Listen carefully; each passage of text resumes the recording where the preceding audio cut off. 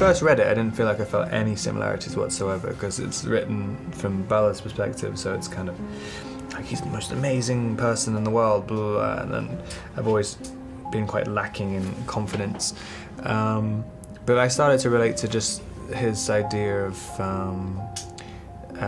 you know, when he falls in love with someone, sort of like feeling like weaker and weaker and weaker, and you know, and feeling like it's a kind of dangerous thing to do, to fall in love with someone.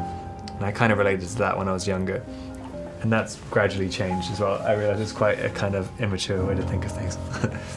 What's it like getting beaten up by Kristen Stewart? It was fun. It was. I never would have imagined it, but I gotta say I was intimidated. She is a tough girl, and people are gonna be scared when they see that. And you voluntarily threw yourself down a flight of stairs?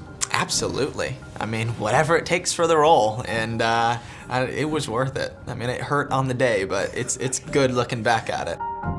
The fact that it's sort of acknowledged this gaping hole that has been wanting to be filled for a long time, which is movies that are female-oriented and not necessarily, I don't know, not necessarily a, you know, you're not just playing a girlfriend, or you're not just playing, like, you've got a female protagonist who is actually a girl. I read so many scripts now that it's like they've changed Bobby to Sue, and it's like, okay, cool, but let's actually make her a strong girl's great, but let's, like, this fake girl power thing is the most nauseating, disgusting. I want no part of it. Like, so I feel like if anything, the fact that she actually really is like a real version of represents an actual woman's strength. Not to totally generalize, but when a guy feels something really a lot, and it's like, and you can't put your finger on it, you move past it. It doesn't exist. Girls kind of have an innate trust in those feelings, and seeing those through to this kind of end was like the most satisfying